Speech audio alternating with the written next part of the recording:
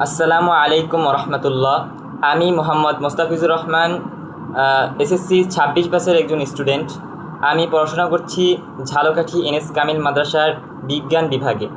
আজকে আমি আপনাদের সামনে পদার্থবিজ্ঞানের প্রথম অধ্যায়টি নিয়ে একটু সংক্ষিপ্ত আলোচনা করব। আশা করি পদার্থবিজ্ঞানের প্রথম অধ্যায়টি অনেক ছোট এবং অনেক সহজ। এটি অনেকেরই শেষ হয়ে গেছে।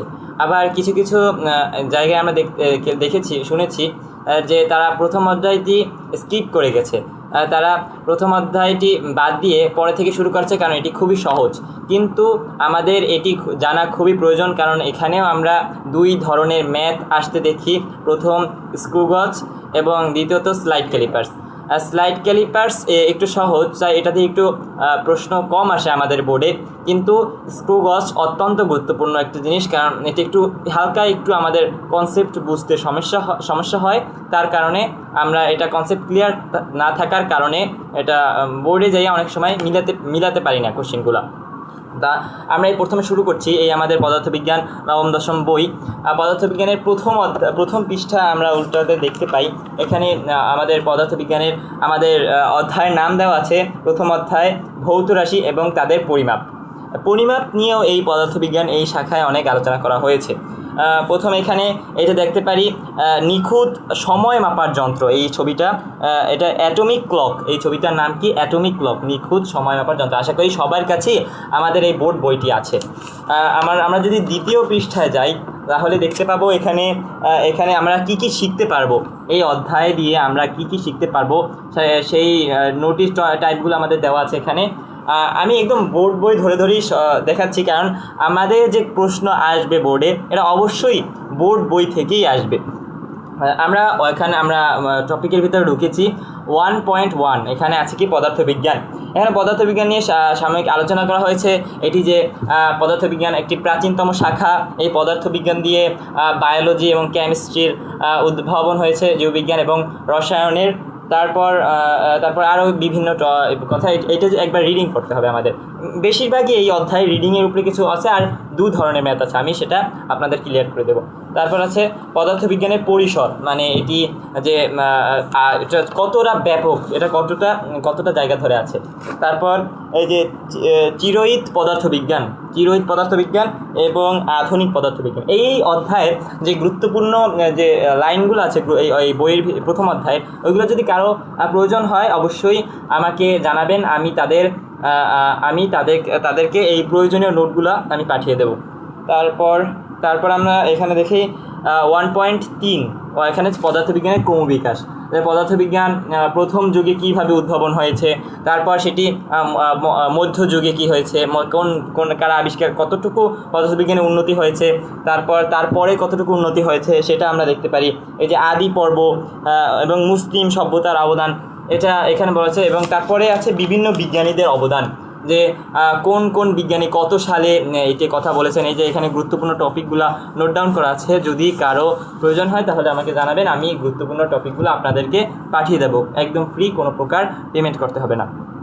তারপর আমরা দেখি এই যে এখানে অনেকগুলো আছে। এইটা গুরুত্বপূর্ণ, জগদীশচন্দ্র বসু দিয়ে অনেক এমসিকিউ আসে, অনেক ধরনের সিকিউ এসে থাকে আমাদের এই বোর্ডে। তারপর পদার্থবিজ্ঞানের উদ্দেশ্য অনেক গুরুত্বপূর্ণ। এখানে কি আছে? পদার্থবিজ্ঞানের উদ্দেশ্য, এই যে এটা অনেক গুরুত্বপূর্ণ বিজ্ঞানের। তারপর আছে প্রকৃতির নিয়মগুলো জানা, এইটা নিয়ে অনেক প্রকৃতির নিয়ম, এটা এমসিকিউ আসতে পারে এটার ভিতর দিয়ে, এটা অনেক গুরুত্বপূর্ণ। কারণ প্রকৃতিক নিয়মের ব্যবহার, এখানে কিন্তু এই প্রকৃতিক নিয়মের ব্যবহারের ভিতরে একটি গুরুত্বপূর্ণ আমাদের তথ্য দেওয়া আছে। এই যে আইনস্টাইনের থিওরি অফ রিলেটিভিটির প্রথম কথা আমাদের যে জানানো হয়েছে পদার্থবিজ্ঞানের প্রথম অধ্যায়ের 13তম পৃষ্ঠার এই যে 1.4.3। এখানে আমাদের theory of relativity is equal two mc², এখানে আমাদের প্রথম জানানো হয়েছে। সবাই এইগুলো একটু রিডিং করবেন, তাহলে এটা আমাদের বেসিক কনসেপ্ট ক্লিয়ার হয়ে যাবে ইনশাআল্লাহ। তারপর আমরা দেখতে পারি এখানে ভৌত রাশি এবং তাদের পরিমাপ। এখান থেকে আমাদের শুরু হয়েছে। এই যে এইগুলো একটু গুরুত্বপূর্ণ, যে দৈর্ঘ্য, মিটার, এগুলো এককগুলা, দৈর্ঘ্য, মিটার, ভর, কিলোগ্রাম। তারপর যে সময়, বৈদ্যুতিক প্রবাহ, এদের এককগুলা, এই যে একক কি, বিদ্যুৎ, দৈর্ঘ্যর একক মিটার, ভরের একক কিলোগ্রাম, সময়ের একক সেকেন্ড, বৈদ্যুতিক প্রবাহ একক অ্যাম্পিয়ার এবং তাপমাত্রা একক কেলভিন, পদার্থের পরিমাণ হলো মোল এবং দীপন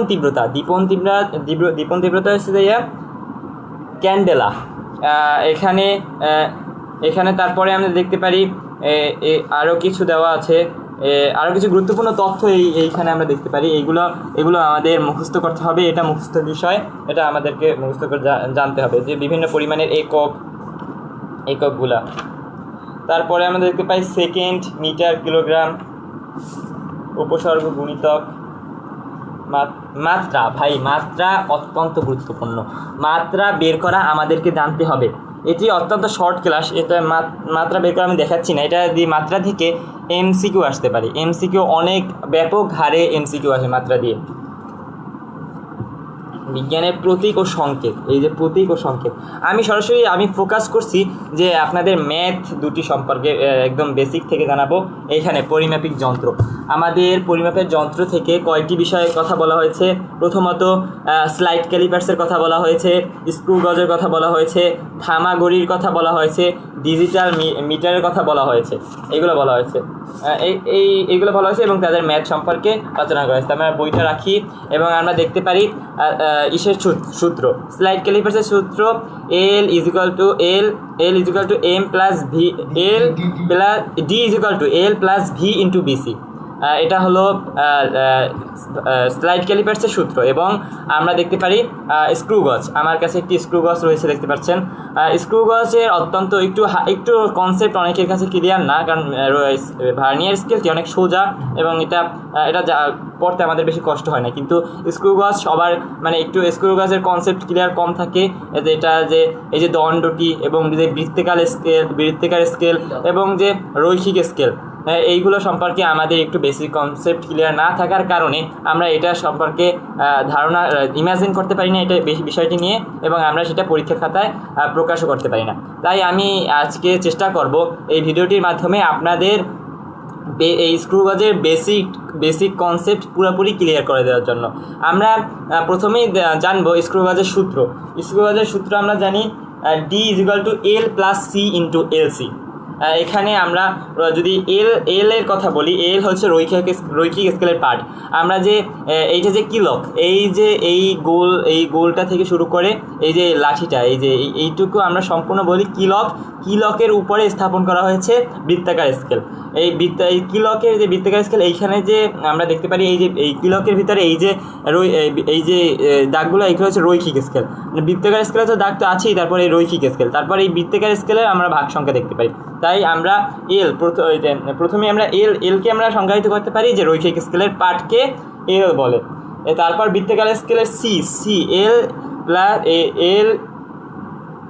এল প্লাস সি ইন্টু এলসি। তাই সি বলতে পারি বৃত্তাকার স্কেলের পার্ট সংখ্যাকে আমরা সি বলে থাকি।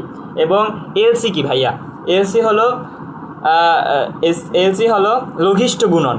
লঘিষ্ঠ গুণন কীভাবে বের করব? লঘিষ্ঠ গুণন বের করার জন্য আমাদের প্রথমেই পিচ সম্পর্কে ধারণা রাখতে হবে ভাই। পিচ হলো বৃত্তাকার স্কেলটি একবার ঘোরালে এটির যতটুকু সরণ ঘটে, রৈখিক স্কেলের সাথে যতটুকু সরণ ঘটে তাকে আমরা পিচ বলি। পিচ থেকে কিভাবে লঘিষ্ঠ গুণন বের করব? পিচ থেকে লঘিষ্ঠ গুণন বের করার জন্য পিচ ডিভাইডেড বাই বৃত্তাকার স্কেলের ভাগ সংখ্যা। এই যে বৃত্তাকার স্কেলের ভাগ সংখ্যা, এই যে এই বৃত্তাকার স্কেলের যে কতগুলো ভাগ আছে, যে এখানে এটা কোশ্চেনে বলে দেওয়া হবে যে বৃত্তাকার স্কেলের কতগুলো ভাগ সংখ্যা রয়েছে, এটা দ্বারা পিচকে এই ভাগ সংখ্যা দ্বারা গুণ করলে আমরা লঘিষ্ঠ গুণন পাবো। তাই এই মানটা যদি আমরা আমাদের সূত্রে বসাই যে D is equal to L plus C into LC, এই সূত্রের মাধ্যমে আমরা এই স্ক্রু গজের উপরে আসা সকল ধরনের ম্যাথ আমরা সলভ করতে পারবো।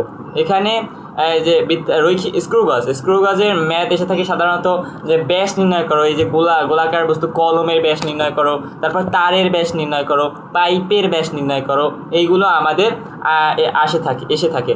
তাই অত্যন্ত ধন্যবাদ আমার এই পুরো ক্লাসটা আমার সাথে থাকার জন্য। আপনাদের আশা করি একটু হলেও আমার দ্বারা উপকার হয়েছে। সবাই আমার জন্য দোয়া করবেন এবং সবাই সুস্থ থাকবেন, আল্লাহ যেন আমাকে সুস্থ রাখে এবং সঠিক পথে রাখে, সেই জন্য আপনাদের সবার কাছে দোয়া চাই। আসসালামু আলাইকুম।